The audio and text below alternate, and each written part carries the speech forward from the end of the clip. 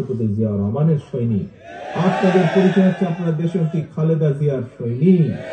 কাজে অর্থাৎ দিন শেষে আপনাদের রাজনৈতিক পরিচয় আপনারা বাংলাদেশ জাতীয়তাবাদী দল তথা বিএনপির একজন নেতা বা একজন কর্মী হিসাবে আপনারা এখানে উপস্থিত হয়েছেন।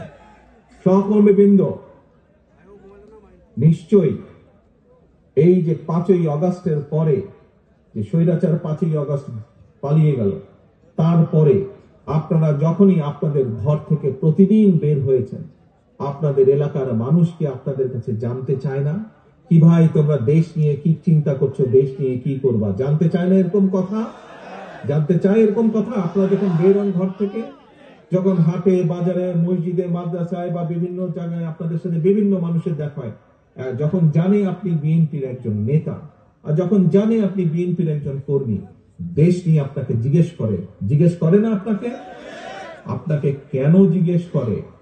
আপনাকে এই কারণে জিজ্ঞেস করে যে মানুষের বিশ্বাস, সাধারণ মানুষ, এই দেশের ভোটার, অধিকাংশ মানুষের বিশ্বাস এই দেশে যদি ভালো কিছু করতে পারে, এই দেশকে যদি পুনর্গঠন করতে পারে, এই দেশকে যদি আবার যদি এই দেশকে স্বাভাবিক গতির দিকে ধাবিত করতে পারে, যেরকম দেশকে বাংলাদেশের মানুষ দেখতে চায়, বাংলাদেশের মানুষের প্রত্যাশা যেই দেশের, সেই দেশকে যদি গড়তে হয়, কে করতে পারবে? আপনারাই একমাত্র করতে পারবেন। অর্থাৎ বাংলাদেশ জাতীয়তাবাদী দল বিএনপি একমাত্র এই দেশকে জনগণের প্রত্যাশা অনুযায়ী গড়ে তুলতে সক্ষম হবে। মানুষ এটি বিশ্বাস করে বলেই আপনার কাছে জানতে চায় দেশের ভবিষ্যৎ কি, আপনার কাছে জানতে চায় কিভাবে আপনার দল দেশকে পুনর্গঠন করব। প্রিয় সহকর্মীবৃন্দ, প্রিয় ভাই বোনেরা, বিএনপি বাংলাদেশের সবচাইতে বড় রাজনৈতিক দল।